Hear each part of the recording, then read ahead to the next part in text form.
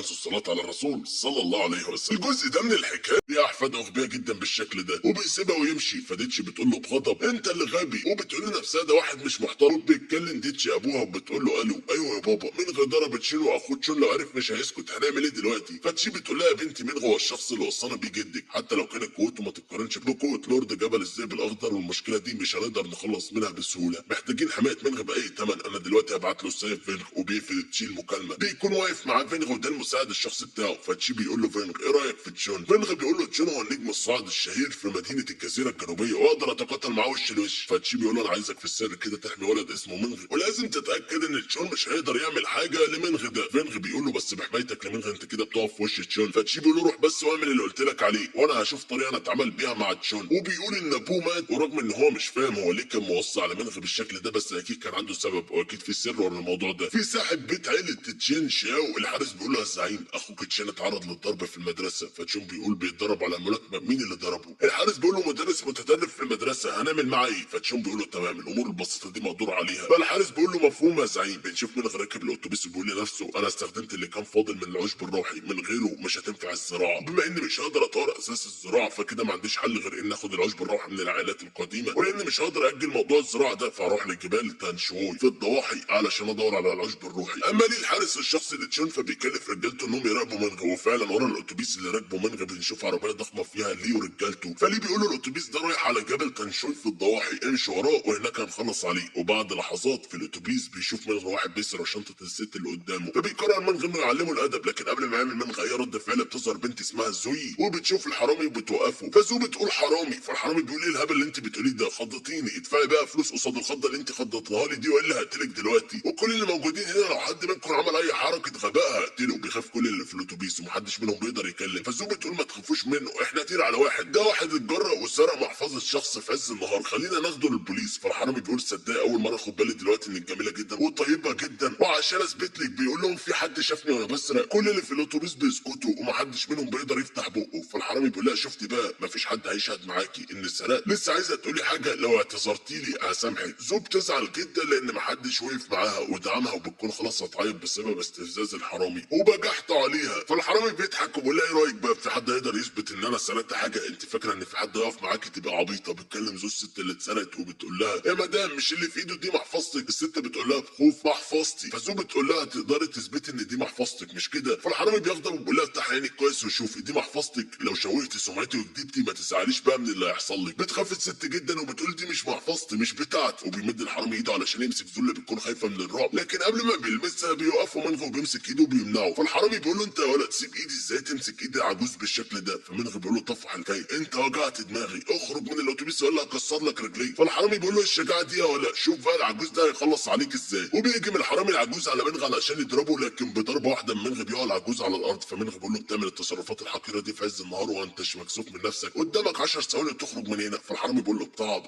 رجلي. وبيكون مع الحرامي في الاتوبيس ده 2 شباب حراميه زي شغالين معاه، بيامرهم العجوز انهم يضربوا منغ وفعلا بيهجموا عليه، لكن منغ بيستخدم ايد واحده بس وبيها بيقدر يضربهم ضرب جامد، يقعوا كلهم على الارض وبيكونوا مش قادرين يتحركوا. فمنغ بيقول لهم بقالكم 5 ثواني بس، وفعلا بعد ما بيخلص منغ ضرب فيهم بيخرج الحرامي العجوز والاثنين اللي معاه من الاتوبيس وهم متخرشمين، وبتفضل عربيه للحارس الشخصي لتشون ماشيه ورا الاتوبيس مستنيه منغ يوصل عشان يقتلوه. فالحارس بيقول له يا اخويا ليه، شوف الناس دي نطوا من الاتوبيس. فليه بيقول له الظاهر ان في حاجه حصلت في الاتوبيس خليك ماشي وراهم. في الاتوبيس بيشيل منغ المحفظه المسروقه من على الارض، فالست صاحبه المحفظه بتقول له شكرا يا استاذ المحفظه دي بتاعتي، سرقها الحراميه من شنطتي لو سمحت هاتها. منغ بيقول لها بتاعتك وازاي بقى تثبتي انها بتاعتك؟ انا فاكر انك من شويه قلت انها مش بتاعتك، وكمان قلت البنت دي انها هتسيبك في حالك وما تعملكيش مشاكل. فالست بتقول له بغضب انت في ايه يا ابني، انت فاكر انك جامد لانك ضربت الحراميه؟ هات لي محفظتي بسرعه والا هبلغ البوليس. فزو بتقول له يا مدام انا لما شفت الحراميه من شويه وهو بيسرق قلت لك اتصلي بالبوليس لكن انت ما رضيتيش، وبعدها انقذنا الاستاذ الشجاع ده، ودلوقتي عايزه تتصلي بالبوليس علشان الانسان الطيب ده. ايه المنطق اللي عند حضرتك ده؟ الست بتقول له هات المحفظه لو سمحت. فمنغ بيقول لها محفظه ايه؟ فالست بتقول له بغضب المحفظه اللي فيها الفلوس اللي في ايدك. فالست بتقول لها بغضب انت تسكتي خالص، كل اللي حصل ده بسببك انت، لو ما كنتيش استفزتيهم ما كانش حصل ده. فالست بتقول له اخر مره اقول لك هات المحفظه والا اكلم البوليس. فمنغ بيقول لها اتفضلي محفظتك. فالست بتقول له الواحد مش عارف يلاقيها منهم ولا منكم، وبتمد الست ده علشان تاخد المحفظه، لكن منغ في لمح البصر بيرميها من الشباك. الست بتقول له محفظتي على طريق. في العربيه اللي بتراقب منغ الحارس بيقول له يا اخويا شوف في محفظه وقعت من الاتوبيس. فليه بيقول له هاتها يا ابني رزقنا. في الاتوبيس الست بتقول بغضب هات لي محفظتي حالا كان فيها 5000 جنيه انا هتهمك انك سرقتني. منغي بيقول لها لو اتجرأتي وفتحت بوقك تاني هرميك انت بره الاتوبيس. فالست بتغضب وبتقول له انت هتهددني ولا ايه؟ انت ما تقدرش تعمل لي حاجه، لو ما رجعتليش فلوسي دلوقتي فما تفكرش تمشي لان هسجنك بيع عمرك. بيشيلها منغي وبيرميها فعلا بره الاتوبيس في عربيه ليه بيقول ايه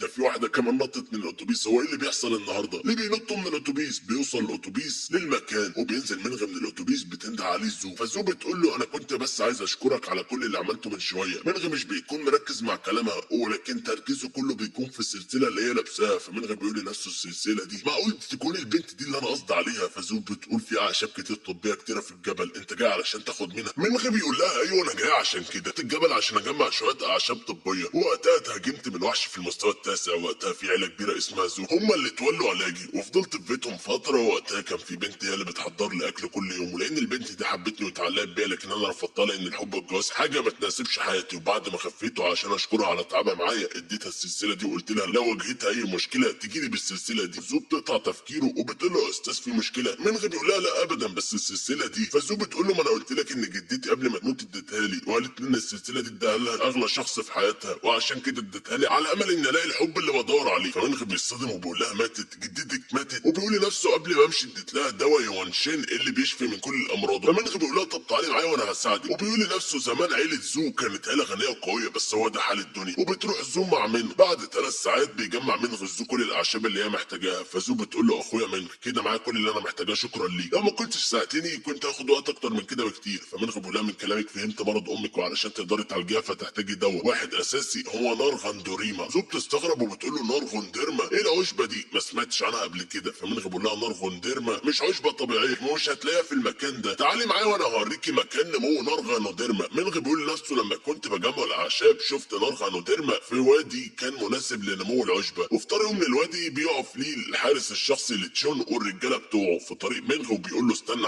عندك حلين تعتذر او اني اموتك من الضرب لحد ما تعتذر. فمنغي بيقول له ليه ده كله مين اللي بعتك؟ فليه بيقول له بغضب وانت انا مش عارف انت عملت ايه تحب افكرك تمام؟ فمنغي بيقول له تشينو طبعا اخو اللي بعتك تمام تعالى لي بس بسرعه بقى لاني مشغول. فليه بيقول له ايه الغرور ده؟ طب احنا 3 وانت واحد مش خايف على نفسك؟ فمنغي بيقول له بسخريه لا مش خايف هتهاجموا انتوا ولا اهجم انا؟ وبيهجم ليه ورجالته على منغي. فليه بيقول له انا هعلمك درس مش هتنساه في حياتك. لكن قبل ما يقرب ليه من منغي بياخد ضرب جامد هو ورجالته بيسيبهم منغي واقعين على الارض متدغدغين وبيمشي. فمنغي بيقول لزو يلا بينا وعند الوادي. زو بتقول له يا استاذ منغي في ناس عند الوادي. فمنغي بيقول لها سيبك منهم خلينا نمشي. بنشوف ست واقفه هناك اسمها جانج وبيكلم مان رئيس البلديه. فجانج بتقول له يا ريس مان مرض ابني بيزيد انا متكل على الله وعليك انك تجيب لي نارغنديرما. مان بيقول لها اطمني يا ست جانج مرض ابنك مش بالخطوره دي لكن انت طلبت مني بسبب حبك وخوفك على ابنك عشان كده هجيب لك نارغنديرما. بيقرب منغي وزو من الوادي. بنروح لهاني اللي بيشتغل حارس مع رئيس البلديه بيقول لهم انتوا رايحين فين؟ زياره الوادي ممنوعه. منغي بيقول له انا جاي علشان اخد نارغنديرما لو سمحت خليني ادخل. فهان بيقول له مش مسموح. فمنغي بيقول له لو ما بعدتش عن طريق هبعدك بالعافيه. بيشوف مان منغي وزو بيحاولوا يدخلوا. فمان بيقول الظاهر انهم جايين علشان ياخدوا نارغنديرما هم كمان. الظاهر ان قاعده الفنون القتاليه بتاعته من المستوى الثالث اكيد هان الحارس بتاعي هيقدر يهزمه بضربه واحده. لكن ما فيش مشكله لو استغلينا الولد ده علشان نقدر نستكشف الطريق وهنسرق منه نارغنديرما في اللحظه المناسبه. فجانج بتقول دي فكره كويسه لو حد اتجرأ وحاول ياخد نارغنديرما بتاعت ابني فمش هيخرج بيها من هنا. مان بيقول لها ما تقلقيش يا ست جانج انا هتعامل معاه بنفسي. هان بيقول له انت ازاي تتكلم مع حارس جبل الذئب الاخضر؟ انا بقى هعلمك الادب. وبيجي من حارس هان على مان لكن بيجي الرئيس مان وبيمنعه. مان بيقول له انت يا ولد تعرف الفوضى اللي حصلت في الوادي الفتره الاخيره حياتك هتكون في خطر لو دخلت. منغي بيقول له ما تقلقش عليا خليني ادخل وخلاص. مان بيقول له خلاص براحتك ادخل بس هتيجي معانا. فمنغي بيقول للزو استنيني انت هنا. فالزو بتقول له اخويا منغي خلينا نمشي وخلاص انا مش عايز نارغنديرما. منغي بيقول لها ما تقلقيش عليا هرجع بخير ان شاء الله يلا بينا يا جماعه. بعد شويه وقت مان بيقول له بص يا ابني بعد ما نعدي البحيره دي هنروح لقلب الجزيره وهناك هنلاقي نارغنديرما لكن الطريق الصخري اللي هيوصلك للجزيره ممكن يكون خطير واحنا الاربعه نعدي ورا بعض وكل واحد مننا هيمشي 50 خطوه. فايه رايك تروح انت الاول؟ منغي بيقول له تمام. بيمشي منغي علشان يوصل للجزيره. فهان بيقول له يا ريس الظاهر ان الواد ده قبل لما يجي وحش نيران الارض ويهجم عليها هنستغل الفرصه ونخلص على الوحش وبكده هنقدر نوصل للجزيره من غير اي مشاكل. فمان بيقول له انت عندك حق الواد ده هيوفر لنا وقت كبير عشان نقدر نشوف قوه وحش نيران الارض. الولد ده مجرد محارب فنون قتاليه من المستوى الثالث فاكيد وحش نيران الارض هيهجم عليه وياكله ساعتها بقى ما يلومش حد غير نفسه. وفعلا بيمشي منغي في اتجاه الجزيره وبعد ما بيمشي منغي 50 خطوه بيقول لمان يلا انت خلى عليك الدور. فمان بيستغرب بيقول له ازاي وحش نيران الارض ما خرجلوش؟ فقام بيقول له الواد ده محظوظ جدا، يمكن الوحش نايم ولا حاجه، خلينا نعدي. بيمشوا الاثنين ال 50 خطوه لحد ما بيوصلوا لمان. فمان بيقول له خلينا انا يا ابني اللي في الاول لان الطريق خطر وانت صغير. بيعمل كده عشان ياخد نار غنوديرما الاول، وفعلا بمجرد ما بيطلع مان في المقدمه بيطلع له وحش نيران الارض في وشه، لكن منغ بينقذهم منه وبيقتل الوحش. وبيوصلوا اخيرا للجزيره لحد ما بيوصلوا لنار غنوديرما. فمان بيقول له يا ريس نار غنوديرما هناك اهي. فمان بيقول له فعلا واضح ان جودتها ممتازه، وبيقول هندي جزء منها للست جانج والباقي هنديه لزعيم الجبل، واكيد وقتها هيكافئنا مكافاه كبيره. مان بيقول له اسمع يا ولد ارجع احسن لك، محدش غيرنا هياخد نار غنوديرما، لو حاولت تاخدها هقتلك. بيرجع منغ خطوات لورا. فمان بيقول له ايوه كده حافظ على حياتك احسن لك. منغ بيقول انا مش خايف منك ولا من غيرك، انا رجعت لان في حاجه غلط في الصخره دي. مان بيقول له قصدك ايه؟ هان بيقول له انت خايف؟ دي مجرد صخره هتعمل ايه يعني؟ وبيحط هان ايده على الصخره وبيقول لمنغ اهي مجرد صخره عاديه هيكون فيها ايه يعني؟ وفجاه بيخرج من جوه الصخره وحش ضخم من المستوى الثالث بياكل هان. بيتصدم مان من اللي بيشوفه واللي حصل في الحارس بتاعه وبيطلع يجري. اما منغ فبيكون واقف ومش مهتم بكل اللي بيحصل وحتى مش خايف، لكن هان بيفضل يجري وبيجري وراه الوحش. بيخاف هان جدا لان سرعه الوحش عاليه جدا وممكن ياكله زي ما اكل الحارس بتاعه هان. بيقرر مان انه يستغل منغ ويشتت بيه نظر الوحش علشان يقدر ياخد نار غنوديرما ويهرب. وبيمسك مان منغ وبيشده في اتجاه الوحش، لكن منغ بيفضل ثابت مكانه وما بيقدرش مان انه يتحرك. منغ بيقول انا استحملتك اكتر من اللازم، امشي من وشي. وبيحدف منغ مان في اتجاه الوحش وبياكله الوحش الثعباني في لمح البصر. وبيقف منغ في وش الوحش وبيقول له وحش من المستوى الثالث، مشكله مزعجه بس مش صعبه. وبيجي منغ على الوحش الثعباني وفي لمح البصر بيقع الوحش مهزوم وميت بسبب قوه منغ. بيهزم منغ الوحش الثعباني بكل سهوله وبيروح منغ علشان ياخد نار غنوديرما. وبيعرف منغ ان الوحش كان موجود علشان يحمي العشبه دي. بيمسك منغ نار غنوديرما وبيقول الظاهر ان النار غنوديرما طورت لاعشاب روحيه دلوقتي هتقدر تعالج الامراض وكمان تستخدم في تقويه الفنون القتاليه. بياخدها منغ لكن قبل ما يمشي بيشوف فتحه كبيره في جسم الوحش الثعباني وجواها حاجه. بيقرب منغ علشان يشوف ايه ده وبيلاقي منغ صندوق صخر متحوط بحاجه بيمنع فتحه. بيحاول منغ انه يكسر الحاجز ده لكنه ما بيقدرش. منغ بيقول الظاهر ان الفنان القتالي اللي عمل الحاجز ده من اقوى مني. مفيش مشكله، انا دلوقتي هاخد الصندوق معايا وامشي وابقى احل مشكله الحاجز دي بعدين بهدوء علشان ما اكسرش الصندوق بالغلط. وقبل ما يمشي منغ من المكان بياخد نواه الطاقه الروحيه بتاعه الوحش الثعباني وبيقول لنفسه الفايده الوحيده من النواه دي هي تجميع واستخدام الطاقه الروحيه اللي فيها علشان تساعد في الفنون القتاليه. بعد شويه وقت زو واقفه بره الوادي مستنيه منغ وقلقانه لا يكون حصل له حاجه. فزو بتقول يا ترى هو ما رجعش ليه لحد دلوقتي. بنشوف الست جانج اللي عايزه نار غنوديرما واقفه معاها وبتقول لها بص يا بنت. فجانج بتقول لها احسن لك ما تستنيش ان الولد ده يرجع. فزو بتقول لها ليه بتقولي كده؟ ان شاء الله هيرجع بالسلامه. بنسمع صوت منغ وبيقول لهم انا رجعت. بتتصدم جانج لما بتشوف منغ راجع لوحده ومعاه نار غنوديرما. فزو بتقول لاخويا منغ انا كنت متاكده انك هترجع بالسلامه. فجانج بتقول له انت يا ولد فين الرئيس مان ورجالته؟ منغ بيقول لها ماتوا. فجانج بتقول له استنى عندك. منغ بيقول لها نعم. جانج بتقول له لما الرئيس مان مات ازاي انت لسه عايش؟ منغ بيقول لها مش مضطر اشرح لك حاجه. بتؤمر جانج رجالتها انهم يمنعوا منغ انه يمشي. فجانج بتقول له اسمع يالا انا مش فارق معايا ايه اللي حصل جوه، كل اللي يهمني انك تديني نار غنوديرما. منغ بيقول لها وده ليه بقى ان شاء الله؟ فجانج بتقول له لاني امرتك بكده، يمكن واحد زيك عنده مهارات ممتازه لكن بضربه واحده من مسدسي مش هتقدر تعمل حاجه. فزو بتخاف وبتقول لاخويا منغ انا مش عايزه نار غنوديرما اديها لهم ويلا نمشي. منغ بيقول لها لا احنا ما سرقناهاش عشان تيجوا تسرقوها مننا. فجانج بتقول لرجالتها تمام خلصوا عليها رجاله. بيرفع رجال الجانج مسدساتهم في وش منغ وقبل ما يعملوا اي حاجه في منغ بيظهر فينج اللي بعته تشي علشان يحمي منغ في السر وبيقول لهم استنى عندك انت وهو. فجانج بتقول له انت مين؟ فينغ بيقول لها انا السيد فينغ طلب مني جنرال عيله يوان حمايه الشاب ده واتمنى انكم تحترموا سني وتسيبوه في حاله. وبيقول فينغ لنفسه بعد ما راقبتك منغ طول الطريق دلوقتي جه الوقت علشان احميه والا مش هقدر اقول حاجه للزعيم تشي يوان لو حصل للواد ده اي حاجه. منغ بيقول له عن انت الشخص اللي كنت بتراقبني طول الطريق انا برضه قلت انه شخص تبع عيله يوان. منغ بيقول له قول لجنرال عيله يوان اني مش محتاج حد يحميني وشكرا ليك. وبيمشي منغ وزو. فجانج بتقول له يا سيد فينغ يمكن عيله يوان ليها قوه كبيره في الجنوب لكن عيلتي انا كمان مش قليله وعندها قوه كبيره في الوقت الحالي. فينغ بيقول لها الست جانج انا عارف ده كويس بس ده شغلي، انا تعينت علشان احمي الولد ده. وعند محطه الاتوبيسات زو بتقول له اخويا منغ شكرا جدا ليك على مساعدتك ليا النهارده، ده غير ان انا مستحيل كنت اقدر اجمع الاعشاب دي لوحدي وكمان ما كنتش اقدر اجيب نار غانوديرما الغاليه دي. لا ماما تخف ان شاء الله اسمح لي اعزمك على الغدا في بيتي. منغ بيقول لها بالمناسبه انا كنت بفكر اجي معاك البيت علشان اشوف حاله امي.